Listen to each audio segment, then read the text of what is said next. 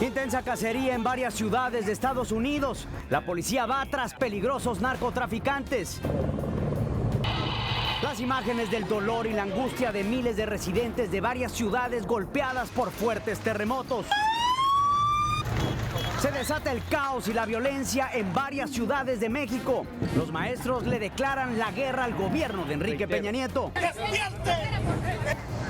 Crisis en El Salvador. Miles de desesperados buscan saciar su sed en medio de una catástrofe natural.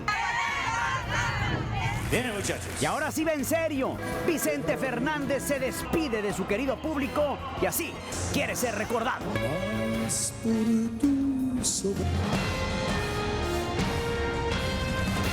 En vivo, transmitiendo a todo Estados Unidos y el resto de América. Esto es Noticiero Cierre de Edición con Pedro Ferriz. Hola, ¿qué tal? Muy buenas noches. Bienvenidos a Cierre de Edición. Les saluda con gusto su amigo Pedro Ferriz.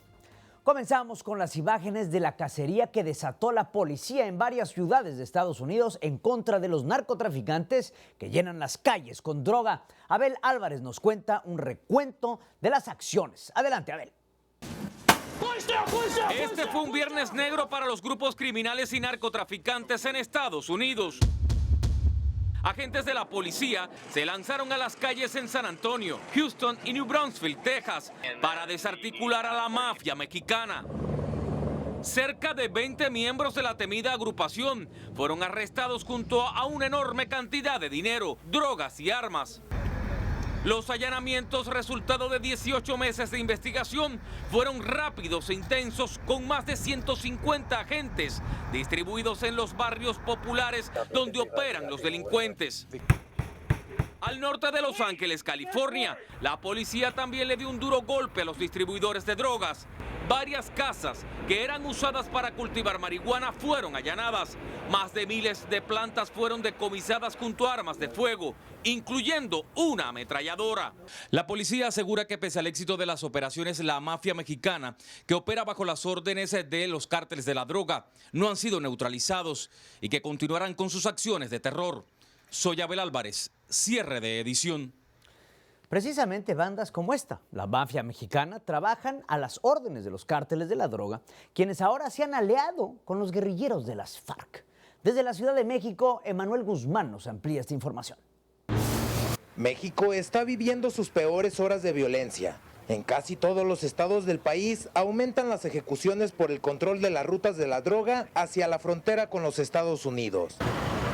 La razón es que estos grupos del crimen organizado han hecho alianza con las guerrillas colombianas de las FARC para distribuir la droga en las principales ciudades del país, lo que ha provocado una feroz rivalidad entre ellos por quedarse con el mercado estadounidense, según la agencia antidrogas, la DEA. En este sangriento negocio, el cártel Jalisco Nueva Generación, los Sanguinarios Zetas, el cártel de Sinaloa y los Beltrán Leiva ponen la heroína, la marihuana, cocaína y metanfetamina y se la entregan a sus aliados de las FARC. La distribuyen principalmente en ciudades como Sacramento, Reno, Nevada y Boston, Massachusetts. En otras zonas de Estados Unidos, los colombianos y mexicanos prefieren repartirse el terreno. Los colombianos, para mantener su nivel de entrada con droga a los Estados Unidos, han trazado una nueva ruta por el Caribe para evitar pasar por México y llegar directamente a Norteamérica. Para Cierre de Edición, René Azcue. Esta noche, miles de residentes de varias ciudades de Japón viven en miedo y dolor y la desesperación después de ser golpeados por fuertes terremotos. Leticia Estrada nos informa.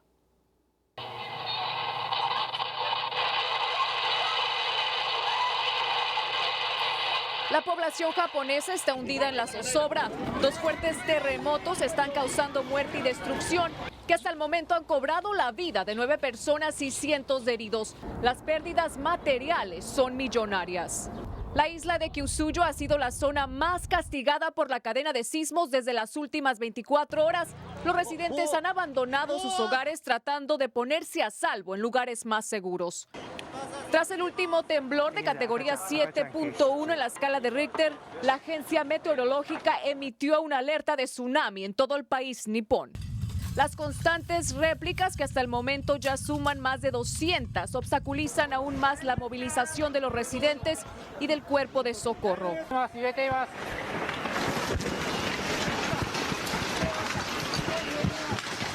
Leticia Estrada, cierre de edición.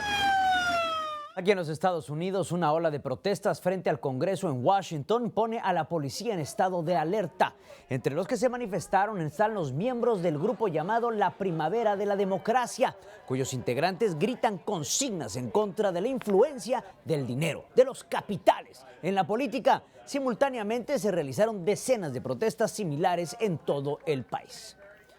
En México, la noticia del arresto de un militar que supuestamente participó en la desaparición de los 43 normalistas aumentó el enojo en la opinión pública. Emanuel Guzmán nos complementa esta información. El enojo y la desesperación aumentó entre los padres de los 43 normalistas de Ayotzinapa desaparecidos, que se preparaban para un plantón en las afueras de la Secretaría de Gobernación, en la capital mexicana. Se acaban de enterar que un militar, quien ya habría sido arrestado, agentes federales y policías municipales de Huitzuco, Guerrero, estarían vinculados a la desaparición de sus hijos, según un testigo presencial. Para nosotros ese informe viene a rectificar, ¿verdad?, lo que nosotros hablábamos, y aparte de lo que decía también el grupo de expertos de que efectivamente participaron, ¿no?, integrantes de la Policía Federal, pero que también hubo la participación de patrullas, policías de Huitzuco. La información destruye totalmente la llamada verdad histórica de la PGR, que asegura que los jóvenes fueron detenidos por la policía de Iguala y entregados al cártel de los Guerreros Unidos, quienes los habrían asesinado e incinerado. Hasta ahora el gobierno había negado la participación de militares en la desaparición. Pues nos queda claro a nosotros, ¿no?, que pretenden de esa manera pues cerrar el caso y definitivamente no llegar a la verdad, ¿no? Y nosotros por eso estamos parados en este lugar ahorita, para exigirle al secretario de Gobernación, primero que nada, que cumpla un compromiso que adquirió con nosotros en Acapulco. Estas nuevas evidencias ponen al gobierno en un grave problema, porque demuestra que no hubo una investigación a fondo del caso y que la verdad está aún muy lejos por descubrirse.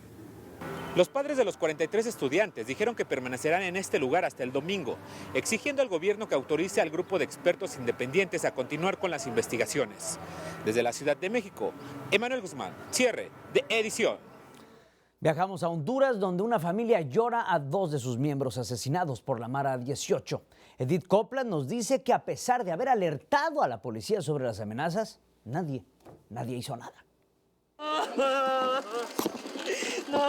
Desesperación, llanto y dolor es lo que siente esa madre por la pérdida de sus 2 hijos que fueron vilmente asesinados por los sicarios pandilleros de la Mara 18 en Tegucigalpa, Honduras.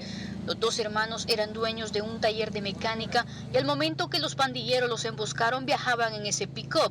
Después de cometido el crimen, los criminales se dieron a la fuga. Los familiares de las víctimas no creen que la policía capture a los asesinos, por lo que esperan que Dios se encargue de los delincuentes que acabaron con la vida de sus seres queridos. Los 2 hermanos interpusieron la denuncia que estaban siendo extorsionados y amenazados a muerte.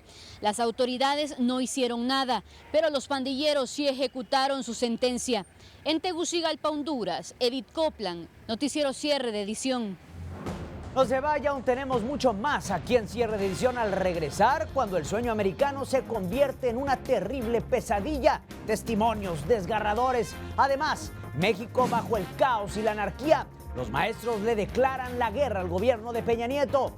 También emergencia nacional en El Salvador. El país pasa por una de sus peores crisis. Más adelante, esta vez sí se va en definitivo. Y la difícil y dolorosa decisión de don Vicente Fernández.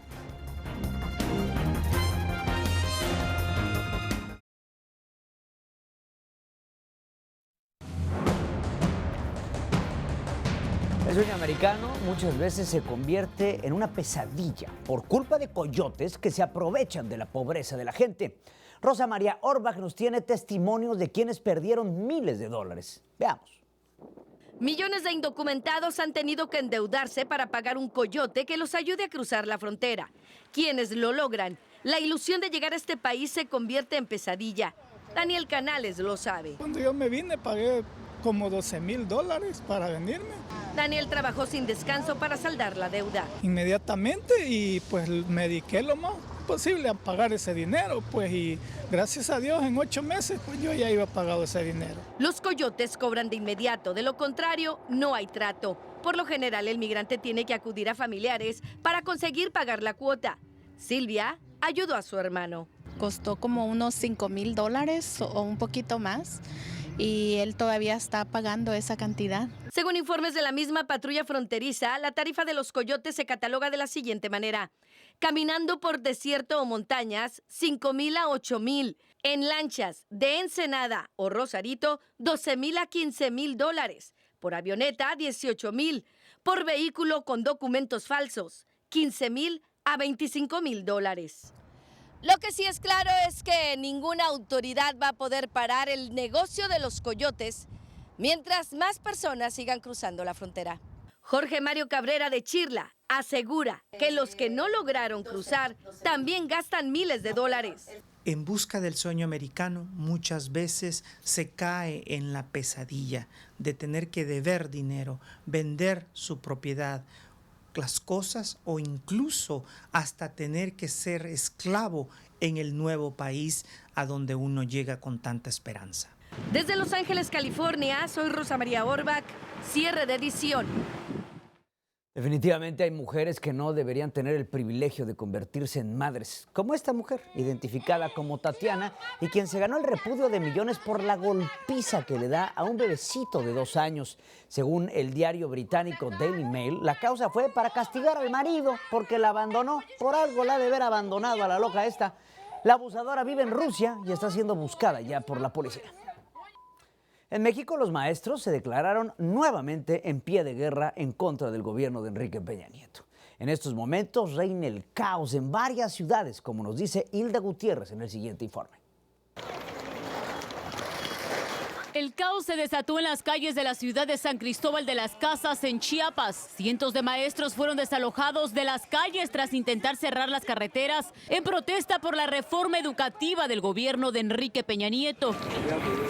En venganza, los profesores quemaron vehículos y prendieron fuego al edificio de la alcaldía, provocando fuertes daños y alarmando a los residentes por la violencia desatada. Una situación similar también se vive en el estado de Michoacán. Los profesores mantienen el bloqueo en la carretera que une a Uruapan con Lázaro Cárdenas, provocando un gran congestionamiento de tráfico. En el lugar, los docentes se han tomado una empresa y mantienen bloqueadas todas las entradas. Mientras en Oaxaca, la ciudad capital se encuentra paralizada tras el cierre de 2 importantes calles por maestros que se niegan a desalojar el lugar. Según los maestros, estas acciones son el inicio de la más fuerte jornada de protestas en 27 estados del país, que terminará dentro de un mes con un paro nacional indefinido de labores. Hilda Gutiérrez, noticiero, cierre de edición.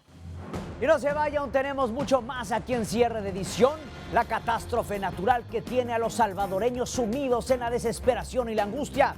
Además, cuando el día se convierte en tinieblas y las sombras cubren una ciudad provocando el pánico, también el adiós que tiene a millones tristes. Se va el último ídolo de la época de oro mexicana.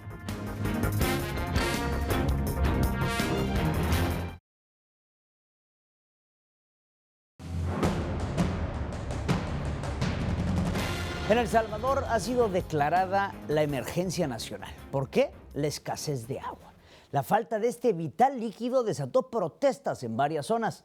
Vamos con Josué Natán Baquis con el informe completo. La presente alerta naranja. Emergencia nacional decretó el gobierno de El Salvador por la escasez de agua que existe en los hogares. La gente está desesperada y bloqueó calles y carreteras para protestar porque no pueden vivir sin el precioso líquido. La falta de agua ha complicado populosas colonias de todo el país, especialmente en San Salvador y su periferia, donde antes no existía escasez. El gobierno asegura que es resultado del cambio climático, pero esto en las calles la gente no lo entiende. Todos tenemos los mismos derechos. o solo para los ricos. Miren, en el Escalón ya están arreglando las tuberías. Si no se encuentra solución rápida al problema, la situación podría empeorar porque la población quiere acciones inmediatas. Ese señor, si no tiene gente competente, quien le sepa administrar, porque no busca gente que en verdad haga las cosas como deben de ser. La declaratoria de emergencia nacional ha sido catalogada por algunos expertos en materia medioambiental como tardía. Aún así, el gobierno cree que en 3 meses, con la aplicación de algunas medidas, el problema de la escasez del agua podría estar resuelto momentáneamente. En El Salvador, Josué Natambakis, Noticiero Cierre de Edición. Las imágenes que verán a continuación parecen el cumplimiento de profecías apocalípticas. Una gigantesca pared de arena avanza sobre la ciudad de Gansu, en China, superando los edificios, y su velocidad es de más de 75 kilómetros por hora. Debido a la falta de visibilidad, varios vehículos chocaron, provocando incendios que dejaron, por supuesto, muchos heridos. Y estos son los protagonistas de la semana. Iniciamos con Lupillo Rivera, que vivió horas de tensión cuando sufrió un intento de secuestro al concluir su concierto en el estado de Puebla, en México. Afortunadamente logró escapar de los criminales. El que sigue es el multimillonario Donald Trump, que no acepta que está perdiendo terreno en su carrera a la Casa Blanca. Últimamente sus reuniones políticas están plagadas de protestas y disturbios violentos. El mismo Trump ha salido a denunciar al Partido Republicano, acusándolos de estar conspirando en su contra para bloquear su candidatura.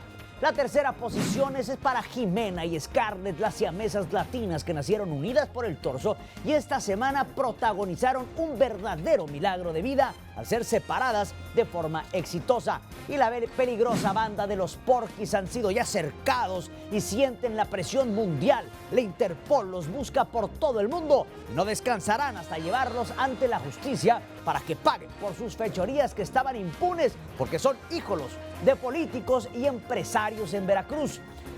Entra también la mujer que fue torturada salvajemente por 2 militares en México. Ya fue identificada, responde al nombre de Elvira Santibáñez y tiene 22 años. Actualmente esta mujer está presa en el penal de Nayarit, acusada del presunto vínculo con el cártel de la familia michoacana. Las brutales torturas han causado gran indignación en la población.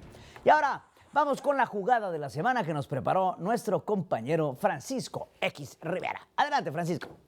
Gracias, Pedro. La jugada de la semana nos lleva de regreso al miércoles en Los Ángeles con el último tiro de campo de Kobe Bryant. La Mamba Negra cerraría su célebre carrera con 60 puntotes contra Utah, dándole un total de 33.643 en su carrera. Se nos ha ido una leyenda, pero Staples Center fue una fiesta para darle la despedida que se merecía. Esta fue la jugada de la semana. Pedro, regreso contigo. Y no se vaya, aún tenemos mucho más aquí en Cierre de Edición. Don Vicente Fernández en unas horas se despedirá de su auditorio, el último genio del mariachi mexicano. No se vaya.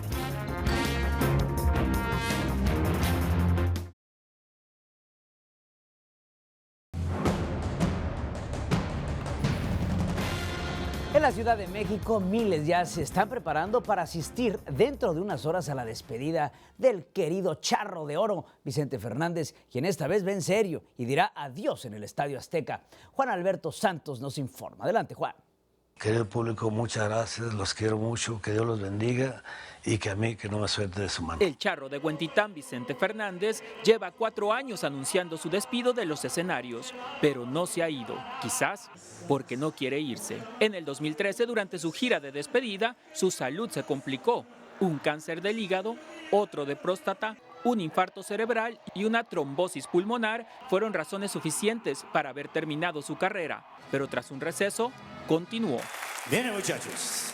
Pero todo tiene su final, dice la canción. El querido Chente está por abandonar los escenarios y esta vez parece que va en serio para el dolor de los amantes que solían deleitarse con sus presentaciones. No más por tu soberbia. Vicente se retira mañana sábado en un concierto masivo de entradas gratuitas en el Estadio Azteca de la Ciudad de México. Aquí en Estados Unidos, la noticia entristece a muchos que recuerdan sus exitosas canciones. En realidad es una pena y es una tristeza saber que el señor Vicente Fernández dejará de actuar en los escenarios. Agradecemos todo el repertorio tremendo que nos dejó aquí precisamente para todos los músicos y cantantes, porque muchas de las canciones que él dio a conocer pues nos sirven todavía para ganarnos el diario vivir a todos los mariachis, norteños y tríos y todo, mucha gente que nos dedicamos a la música. Don Chente se retira lleno de vigor, como quien tiene para dar muchos años más, pero así prefiere que lo recuerde su público,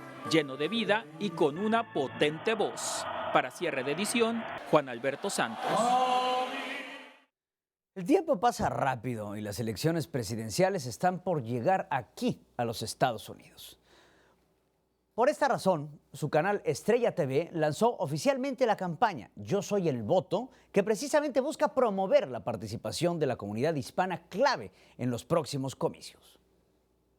Si no votamos, nos votan de este país con las políticas públicas antimigrantes, con una retórica que es bastante repugnante en Bill, en contra de la comunidad más vulnerable de este país. En el evento de lanzamiento oficial, numerosas organizaciones pro-inmigrantes, activistas y empresarios dijeron presente para apoyar la expansión de esta campaña en pro de la comunidad inmigrante y, por supuesto, de todos los hispanos. Y esta es la respuesta de la encuesta del día de hoy. La pregunta era, ¿está de acuerdo que la policía tenga acceso a información de su celular luego de un accidente automovilístico? El 35% dijo que sí está de acuerdo, el 65% dijo claro que no. Y para el final los hemos dejado con nuestro querido Vicente Fernández, quien se despide de su auditorio. Uno de sus éxitos, La Diferencia, precisamente ahora que se despide. ¡Feliz fin de semana! Yo soy Pedro Ferriz y recuerden, hagamos historia. Este amor que yo te ofrezco y aunque no quieres pronunciar mi humilde nombre, de cualquier modo yo te seguiré queriendo. Sé que nunca tú querrás jamás amarme,